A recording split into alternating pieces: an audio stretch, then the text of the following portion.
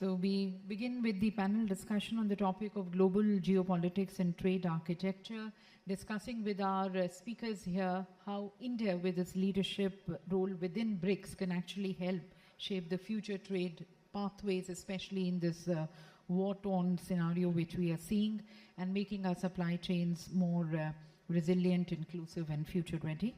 I invite the moderator, Mr. Dhruvaksh Saha, the Principal Correspondent, Business Standard.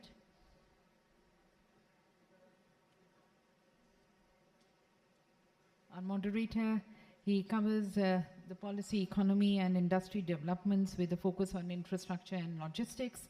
Our panelist, Mr. Sagar Kadu, the Director Logistics, DPIIT from the Ministry of Commerce and Industry, a key policy maker driving India's logistic transformation and who's been contributing to the national initiatives aimed at improving the ease of logistics and reducing supply chain cost.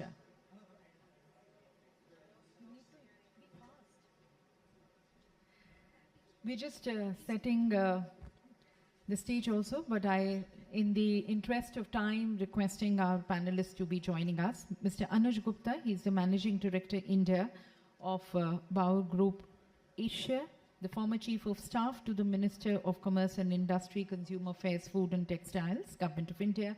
He's been a seasoned policy and strategy expert with deep government experiences, now advising global businesses on navigating India's regulatory and trade landscape. Mr. Rudra Sriram joins us here in this panel, Director, DCM Containers, part of the DCM Sriram Group, with involvement in industrial packaging solutions and manufacturing operations. And then we have Ms. Zalata Antusheva, the lead for government relations and the finance sector at the Ministry of Industry and Trade of the Russian Federation. We're also talking about here global partnerships, and we thank Ms. Zalata for having joined us. She works on policy coordination, international cooperation, industry-government interface in key economic sectors. Ladies and gentlemen, we also encourage you to pay a visit in the Logistic 3.0 zone. That is where we are showcasing the innovations, the transformation of the logistics sector. That's a specially created zone. And also we have running tea. In case you wish to have tea and coffee, you can be moving into the logistics zone, having and getting your tea and cups and back with us to be part of this discussions taking place. So it's going to be running tea throughout. Thanking all our panelists, and I hand over to our moderator, Mr. Saha, as we take the session forward. Just a request to all the panelists, we need to be just catching up with time, so just keeping your thoughts and expressions within the time frame. Thank you. Hi, good morning, everybody. I welcome you all to this session. This is a time where perhaps as stakeholders in logistics, there's always been importance of the logistics systems in global trade, but I feel this is the one time where it has perhaps now become more important than ever, and it has become the focal point of not just trade, but also maritime security, global geopolitics, and to the point where we are not just seeing logistics as a system of trade itself, but also as a method of weaponization of supply chains and whatever is happening in the global geopolitical system right now. We are in, as I would very slyly try to insert my favorite band here, we are in dire straits when it comes to the Strait of Hormuz. And without further ado, I think I'll just start with the primary issues that we have in front of us right now. Global geopolitics right now is at a very critical juncture, and India's leadership at the BRICS is coming at this critical juncture where a lot of the major players who are involved in this situation right now will be involved in high-stakes discussions. So I just wanted to start with Mr. Kadu. I just wanted to understand how, just a broad view of how the government sees this situation as far as the geopolitical situation is going, and what are the learnings that India's logistics space is taking. And this is a question that will come to to all of you. But what are the key learnings that have been there in the last few months, where we have seen a complete upheaval of whatever systems were known to us so far? Yeah, right. Good morning, everyone. So we know about the situation. I'll not get into that. As far as when we consider logistics, there are 2-3 things. One is the geopolitical situation, the challenges we know, the conflicts between the countries. But when as far as it is a logistics or the trade, we particularly in the logistics or Ministry of Commerce and Industry, we look at it's more a operational challenge. And we have to manage the instability. So when, because we know the situation at the other end of the sea are not in our control. So what is the focus of the government currently is now how to manage the instability, how to reduce the compliances, how to facilitate the trade, be it the raw material, be it logistical challenges, be it export-import part of it. As you must be aware, there is daily a press conference, press briefing is done. We are issuing the latest update on the energy security and all these things. But definitely there are multiple interministerial group has been constituted. The major focus is basically doing a coordination with the industry, understand their problem, and take the corrective action wherever possible. We have a special interministerial group, again focusing on the logistics and the EXIM challenges, where our exporters are facing the problem at the port since there are no vessels going to the Gulf. There are back to town cargoes, there are customs compliances, there are storage and detention waivers. That's what the job of the government to help and come into a picture into the policy making and help the trade to reduce, burden, give more visibility, have a more coordination. I think that's the key policy where we're learning every going day. Yeah. Just a small follow-up on that. Wanted to understand a bit on whether this, the crisis itself, there have been forward-looking plans when it comes to the Gati Shakti program, or when it comes to the larger programs that the government has been aiming to do. Has fundamentally, have your fundamental insights about the supply chains changed? Have those plans also, are those plans also being rejigged in terms of multimodal connectivity? Because these plans were based on a world order that seemed to no longer be existing in the shape that it was. So is that something you're thinking about right now?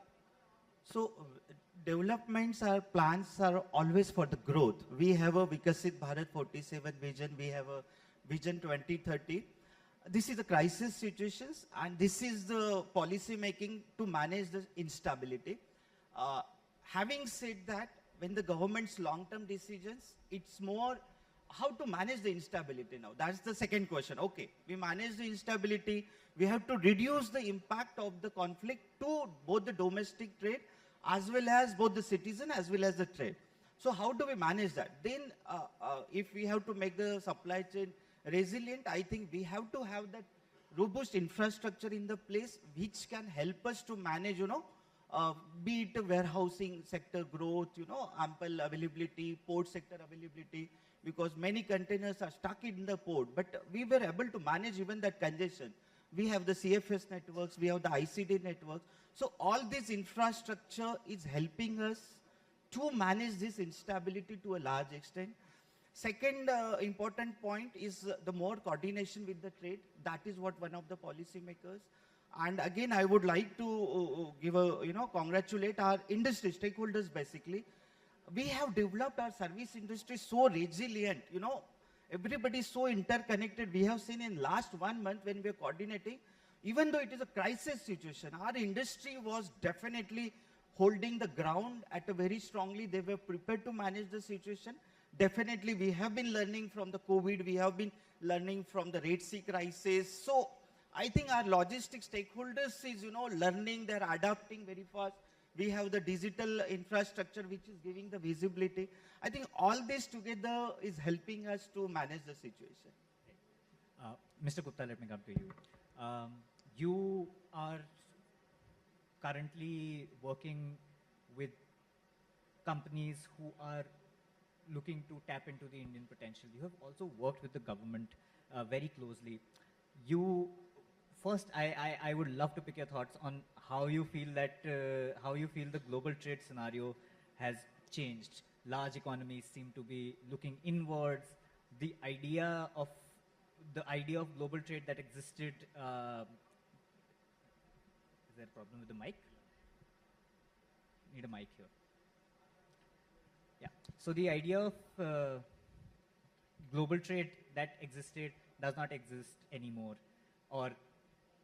and there's another school of thought in that it is still very firm. There seems just to be a 4-year aberration in the current supply chains.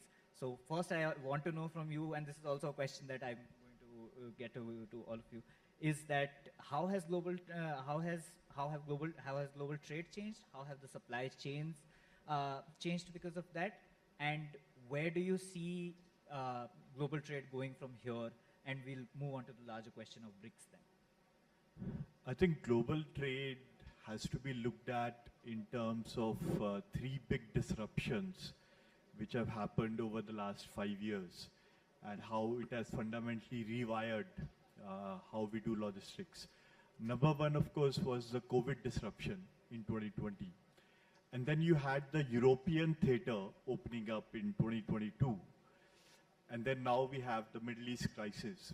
And there are potential crises we see, for example, in East Asia going forward.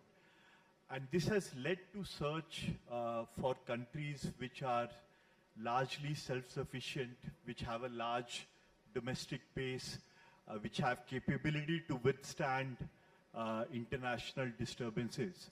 You spoke about Strait of Hormuz. There is actually another strait in the world which has even more oil transportation than Strait of Hormuz. Does anybody know the name of which strait? Bigger than Hormuz, more volume of goods. 80% of China's trade moves through that strait. Anybody knows? Anybody wants to make a guess? Malacca, absolutely. So Strait of Malacca is probably more important than Strait of Hormuz. But you would be fascinated to know that there was a blockade of Strait of Malacca way back in 1025, in the 11th century. And who broke that blockade? It was the Indian kingdom of Chola, Rajendra Chola I, who broke that blockade to gain the freedom of navigation from India to China and vice versa. So India has a history of free trade, a very, very robust history. Whether you look at Dholera back in Gujarat, which was the first dock in the world, then you have the Silk Route passing through India. So India has a lot of capability and potential to shine in the world of logistics. And over the last decade, if you look at area by area, India has actually overtaken even the large developed countries. I'll just give a few examples. Ship turnaround time. How many people in India over here know that India's ship turnaround time is now 0.9 days.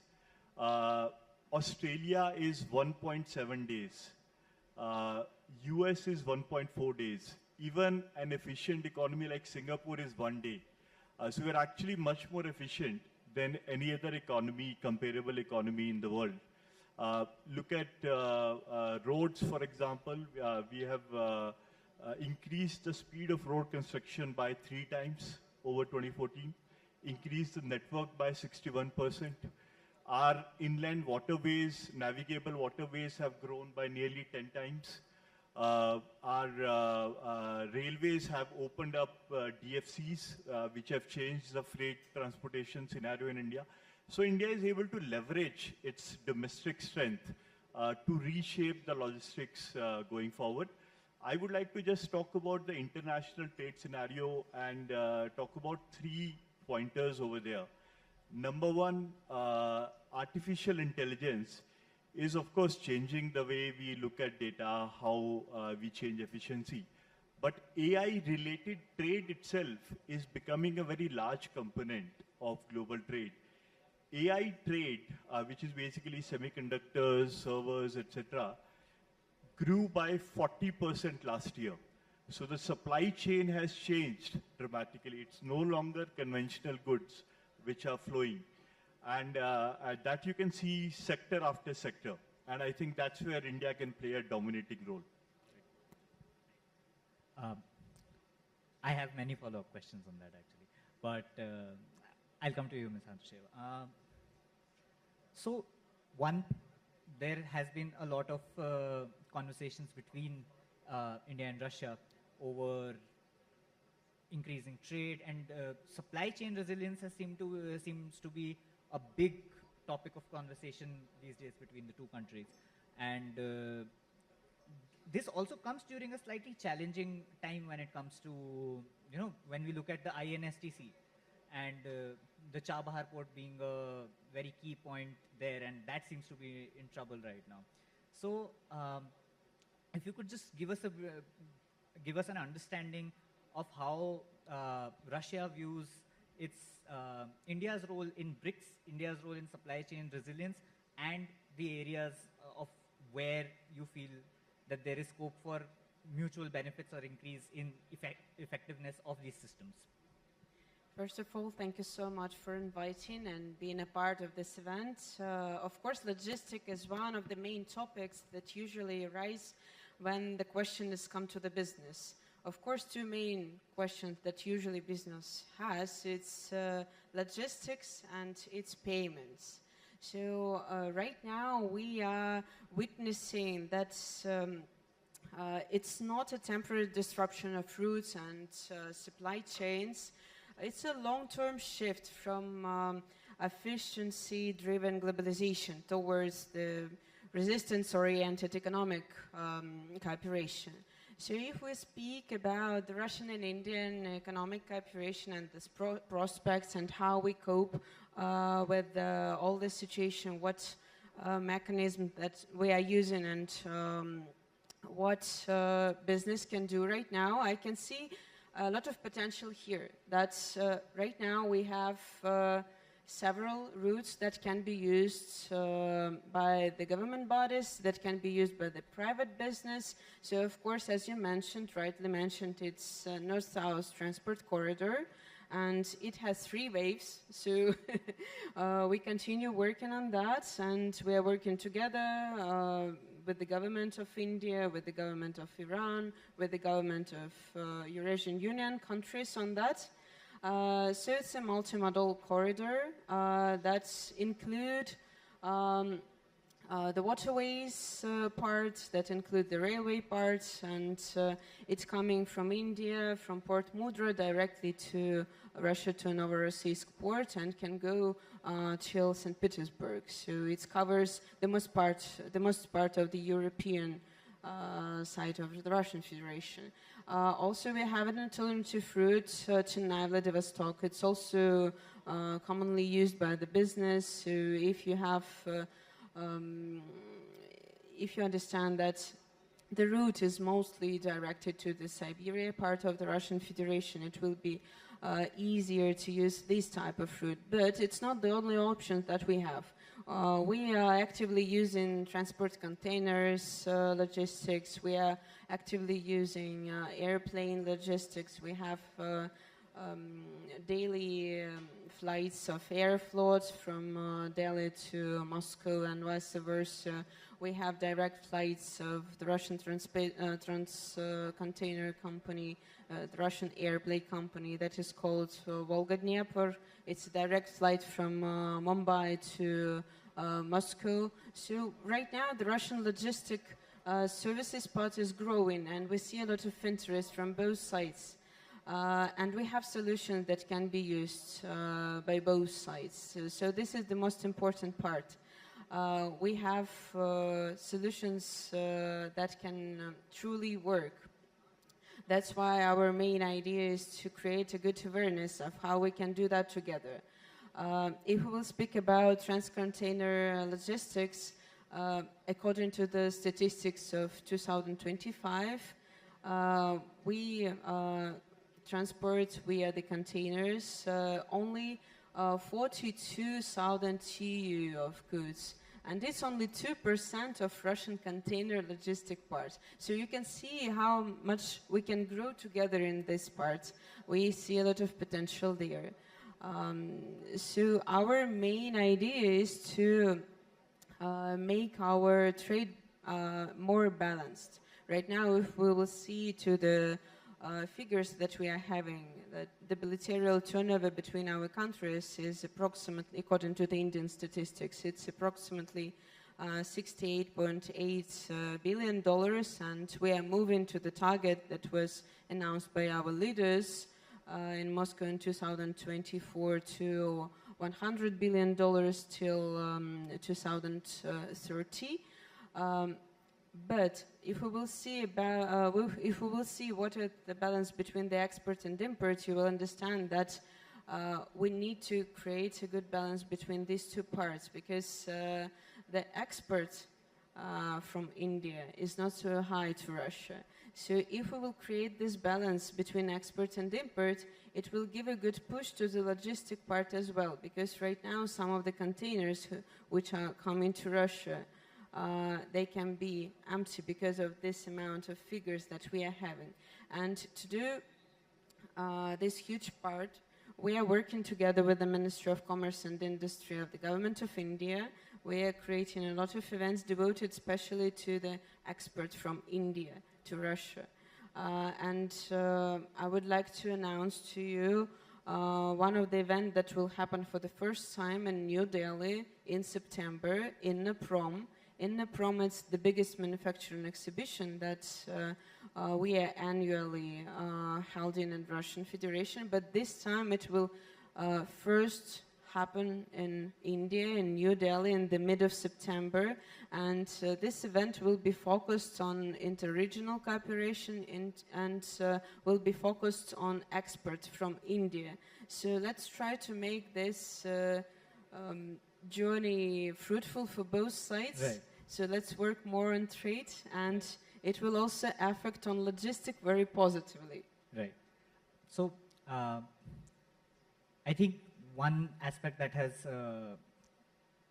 come to fore within this discussion is how certain sectors of the supply chains have been, dare I say, weaponized or used or leveraged when it comes to trade. And I think that was also the larger idea within India-Russia trade is not the lack of opportunities, but a lot of strategic hurdles that also seem to come in the way. So on the next round, I will come back to that. Mr. Sriram, I wanted to get to you coming to the idea of strategic assets in the supply chain and how BRICS can really go forward about it. You work in a business that has now increasingly emerging as, again, dare I say, a strategic asset, which is container manufacturing. The government has realized that, and there seem to have been a lot of epiphanies in terms of how these can also be leveraged in the global supply chains by nations that are manufacturing them, by nations that, and how nations that are not manufacturing them at scale, such as ours, seem to be getting the short end of the stick every time a global crisis happens. So, what is your, how do you see this emergence of containers as strategic assets, and where do you see the way forward with India when it comes to this part of the supply chain? See, firstly, good morning, everyone.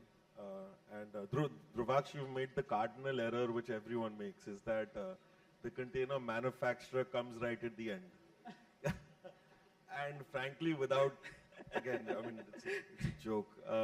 You know, you've got policy, you've got global trade, you've got the government, and then you've got the guy who makes the boxes, right? But anyways, you know. Just tell us more. We're ready to be involved. And jokes apart. So, you know, I think time and again we're being, and it's a huge credit to the government where we are on the logistics policies, whether it's Gati Shakti or all the other policies that have been, the digitalization which Mr. Kadu talked about, and we all know what's going on. I think everyone over here is a part of it as well. It becomes more and more evident that trade policy, our logistics policy and our trade policy is actually becoming an issue of it's defining your national security policy. It's securing us in a time of let's say imbalance and what is happening on a geopolitical level. And it's great that we're looking inwards at this problem. And I think we've learned very strongly from the pandemic, not to take us back like 5 years, but I think without the box, as whether it was the beginning of the recent, let's say, geopolitical issue or where we are right now, trade routes are increasing in length. It's simple, just increasing in length. With that, it artificially increases the requirement of boxes. And when that happens, the pressure comes onto the manufacturers to, deliver and, let's say, fill that gap that's there of not having enough containers. And how we were talking off stage about how a certain, let's say, hypothetical MSME sector company that's, moving 1 box per month out of India, and suddenly that, it crumbles that company if they have to hold on to inventory for more than, let's say 2 months and till they can, fix that cash flow. I think the policies set in place will, we're seeing them. We're actually not facing that at this point. But obviously, if this geopolitical situation keeps continuing over a slightly more prolonged period, that's when the pressure comes in, and that's when the government support is required to everyone. It's a public-private partnership to handhold that going forward, because there will be nascent inflation. We're all facing it in raw materials. You can only suppress that to a certain issue, to a certain level. But we have to continue to work in let's say in tandem, and push through this period. And we have to ensure that our country comes out, somewhat of a winner without having direct involvement. In my defense, I did call it a strategic asset. But so has this situation, very interestingly, you said that certain shortages are real, certain shortages are artificial when it comes to containers. What has your experience been with the West Asia crisis? Where do you see, because while it seems to be an issue of, while it seems to be a problem of the strait being closed and geopolitical tensions and war, but one of the issues that the DG shipping also recently had flagged is that this could very quickly spiral into a container crisis as well. Absolutely. We already had a container crisis in the country even without this, let's say, any of the we're already since short the Red of Sea crisis we're itself. already short. We're already short of container. We were short in January. We were short in February. Now we'll just be a little bit more short till it becomes and spirals into a crisis. And that was my the joke that I made earlier, that the containers are thought about at the end, and it actually that's what happens every time.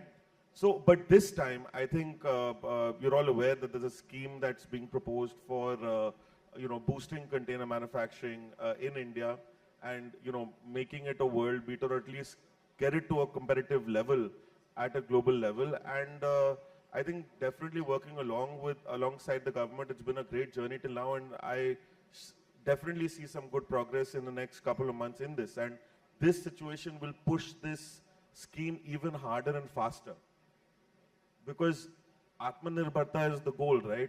Why should we get into a crisis when it can be solved by certain policies that are not very far-fetched? Mr. Karu, I would want to come back to the idea of logistical inefficiencies, and as Mr. Sriram also talked about, with India's leadership at BRICS, there seems to be a sort of consolidation of powers where BRICS is now seen as a parallel, I remember a session by Niti Aayog Vice Chairman Mr. Suman Berry, where he did draw that parallel, and he noted the expansion potential that happens. So with the first round of these conversations that we've had, and we've spoken about several problems and opportunities that exist, in a very BRICS context, how does the government look at these opportunities? Both, I would ask you to first talk about crises that may be pertinent to this West Asia situation, but also independent of that is where do you see BRICS collaboration happening under India's presidency in the supply chain resilience space, from the government's perspective? Yeah, right. In fact, all these forums where the like-minded countries sit together in spite of these global conflicts, and the ultimate goal for all these forums is for the growth of the trade. There are geopolitical situations, but trade is there. In fact, now we have started factoring the conflict as one of the trade variable. So as the industry, so as the governments, all governments. So even though the conflicts are going on, trade is happening. So ultimately the conflicts are temporary. The trade will be permanent.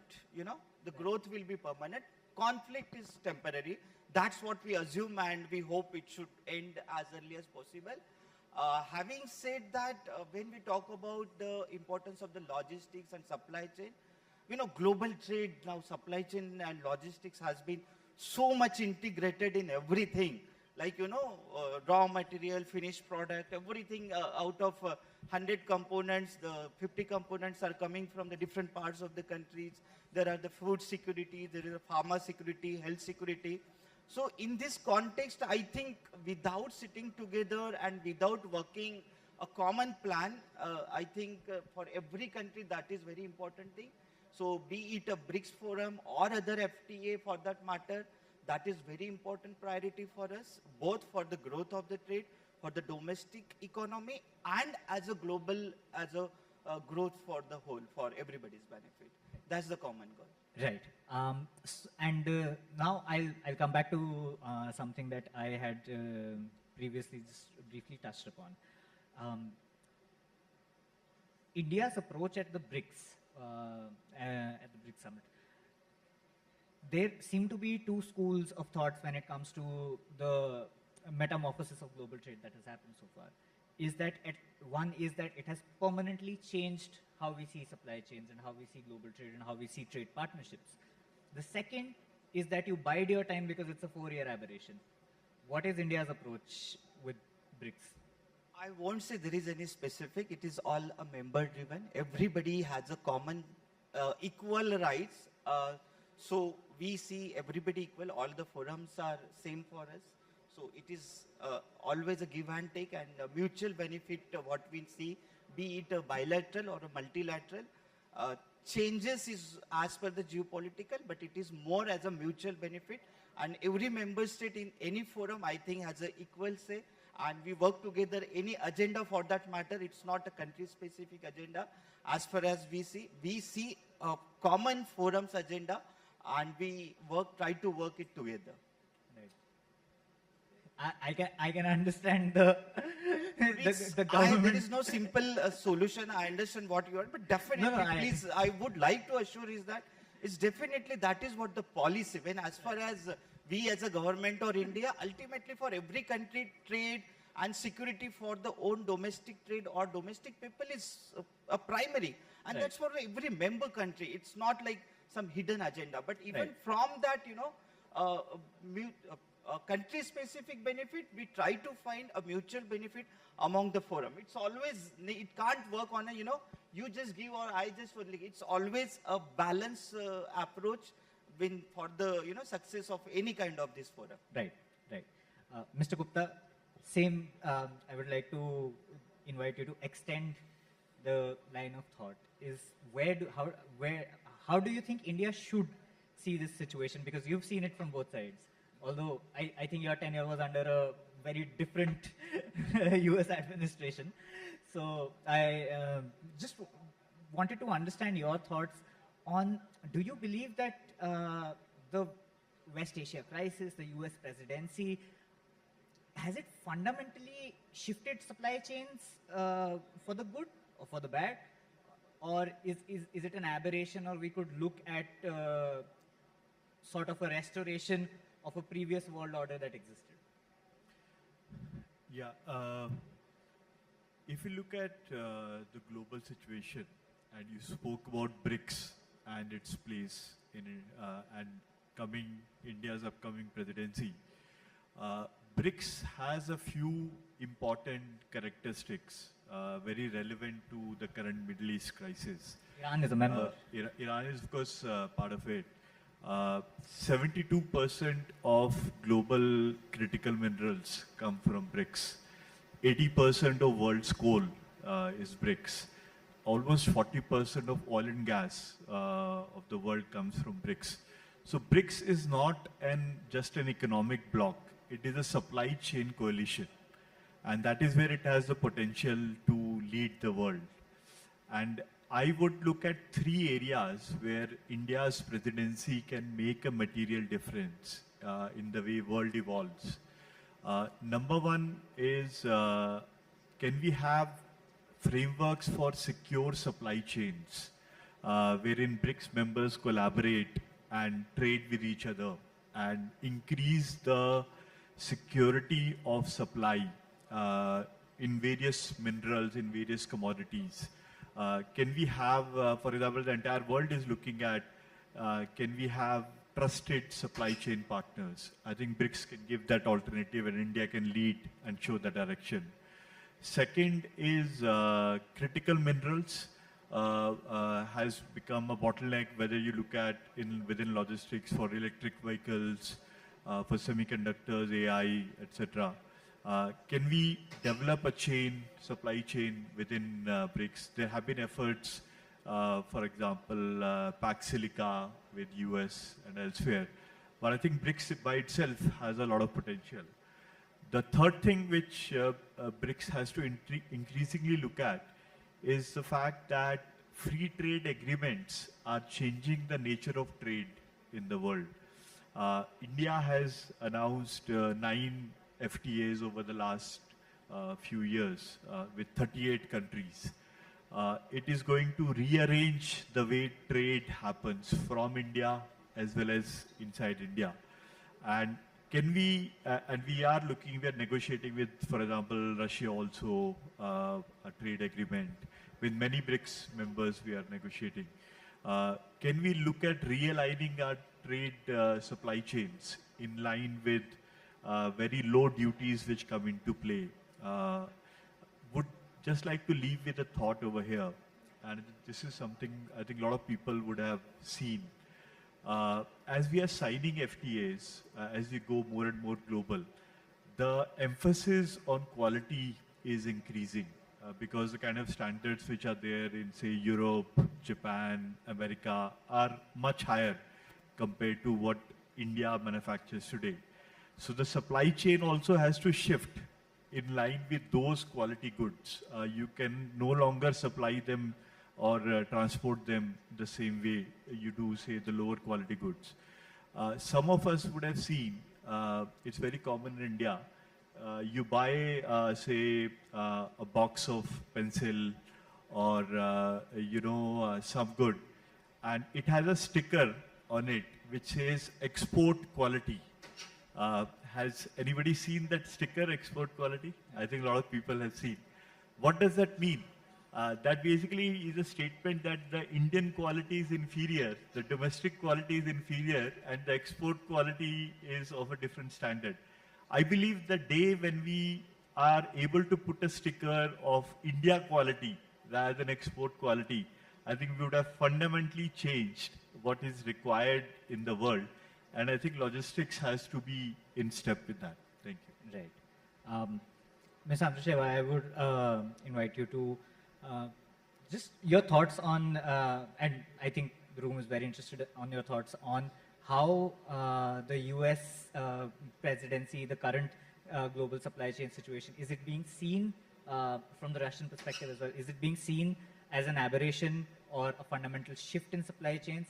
And where do you, is it fundamentally changing global trade? And of course, Mr. Gupta talked about, I would go and extend that to say a formal trade bloc within the BRICS framework. Is that something that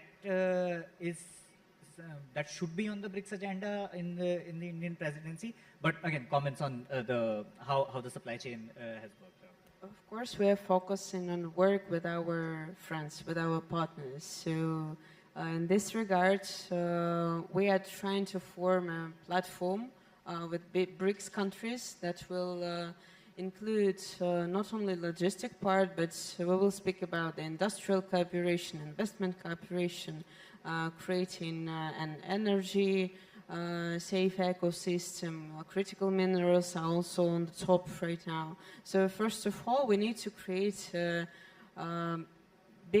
platform that can be used by all our partners, by all our friends. So in general, we started this work many years ago, and we are right now continuing it and developing it in a more scale. So in general, this hasn't somehow influenced on our plans that we had. We are working, we are developing our relations in a multi-sectoral way, in a bilateral way, and we are focusing on the economy and trade, because these parts, it's always, economy is always a boost.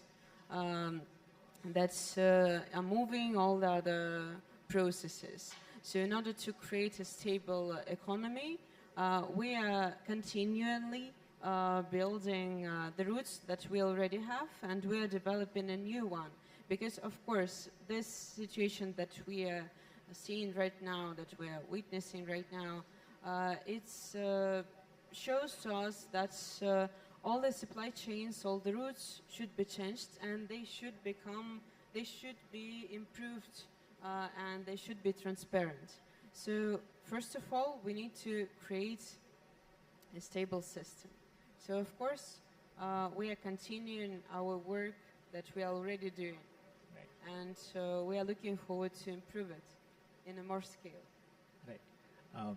Mr. Sriram, do you have any comments on how, of course, your business and the largest sector relies on a lot of long-term stability. Of course, it's agile, it's dynamic, but for its business planning, it requires a long-term vision. So do you see the current situation, do you see it as a permanent situation? Do you see it as transient and a return to normal? And in that scenario, how do you think that BRICS can be leveraged in terms of strategic areas in the logistics sector?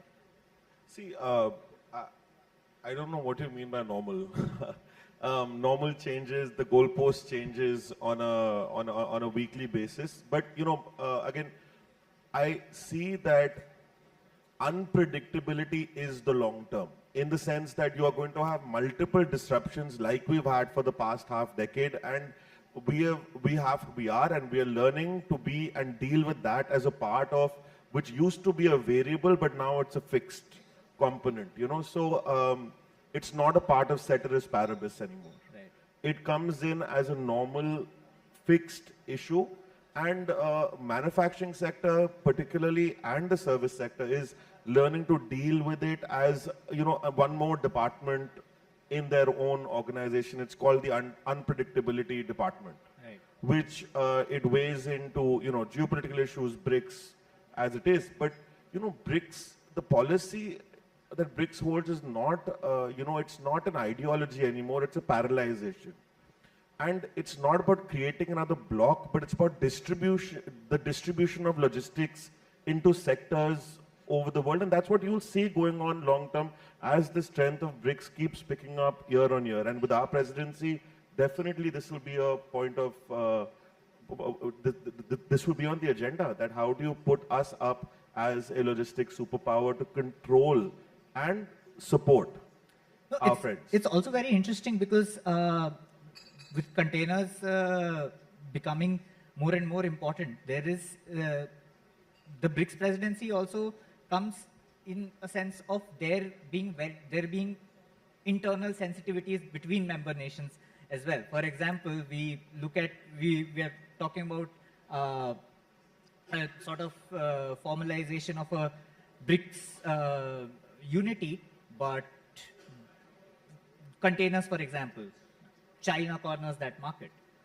So, and part of the reason why the government is pushing for a container scheme is to insulate India from any kind of risks that can happen from that kind of a monopoly.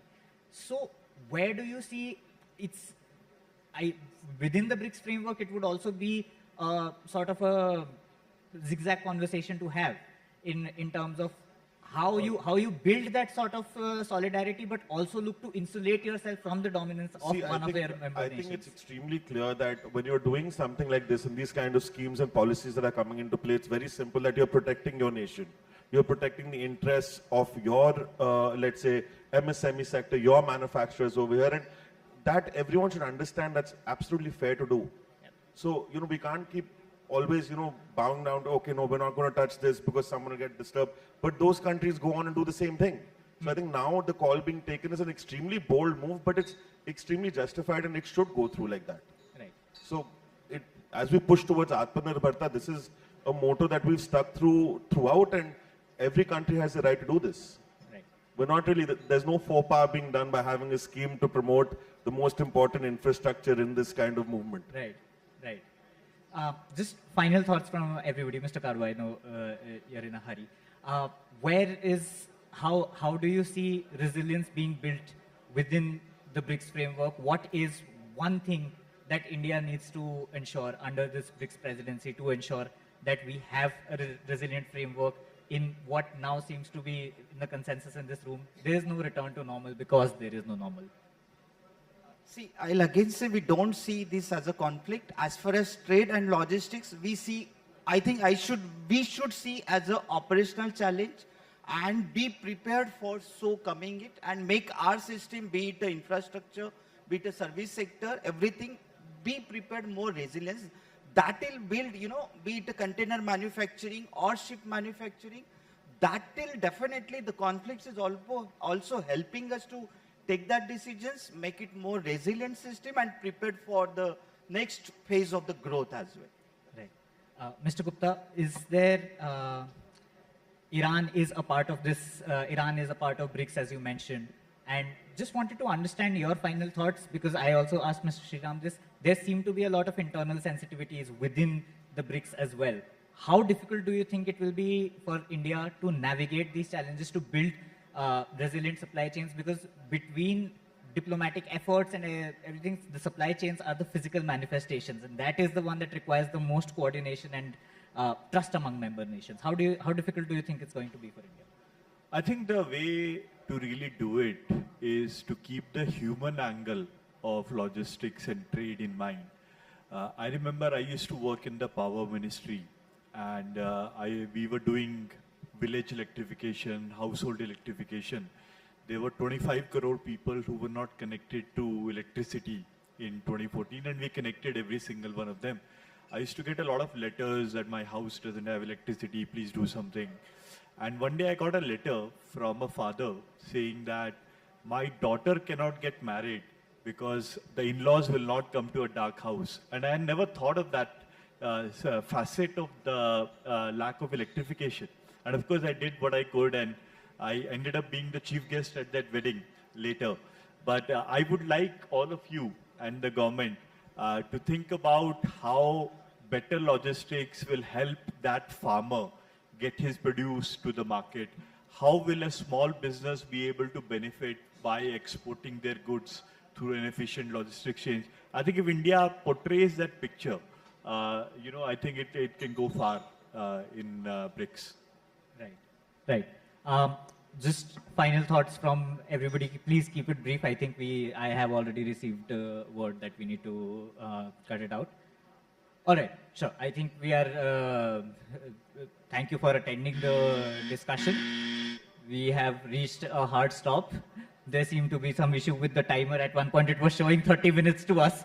So I kind of started navigating it that way. So I apologize for the sort of zigzag conversation that was happening towards the end. But it was wonderful having all of you here. Thank you for your very valuable insights. And I hope that we all here have understood a bit more from their very expert insights on how India should navigate as supply chain resilience and logistics as far as its BRICS leadership is concerned. Thank you so much. Thank you to our panelists, and may I request Mr. V.D. Murthy and Mr. Vikas Shekhar to please join us here on the stage in presenting the mementos. Apologies to our speakers and moderator for rushing up, because we have the session with the Honorable Minister of Road Transport and Highways, who's going to be virtually joining us, Shri Nitin Gadkari ji. So that's the reason of rushing up for the session. May I request Mr. Murthy and Mr. Vikas Shekhar to be kindly presenting the mementos. Thanking Mr. Sagar Kadu.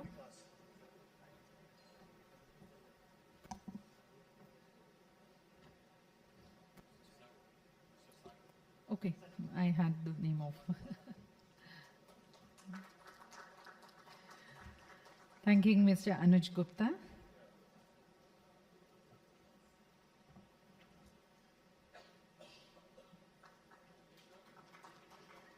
Appreciation to Mr. Rudra Sriram.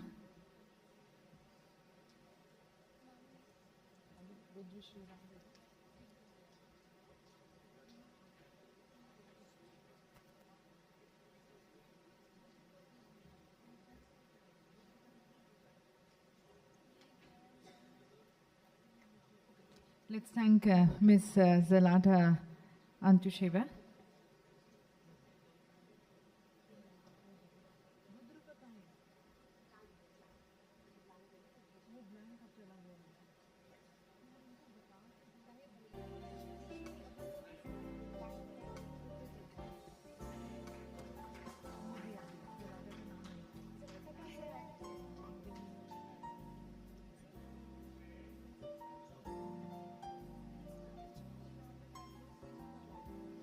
Thanking our moderator, Mr. Dhruv Vaksh Saha.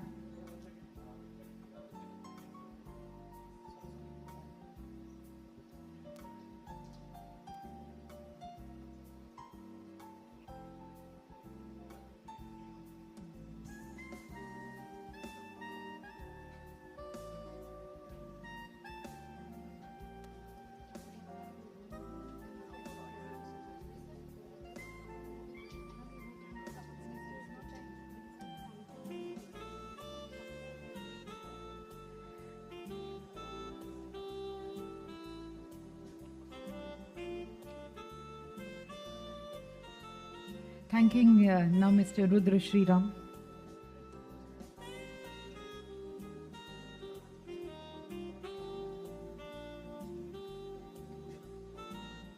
We'll close with a group photograph of all the panelists and the moderator and the presenters. We close the session.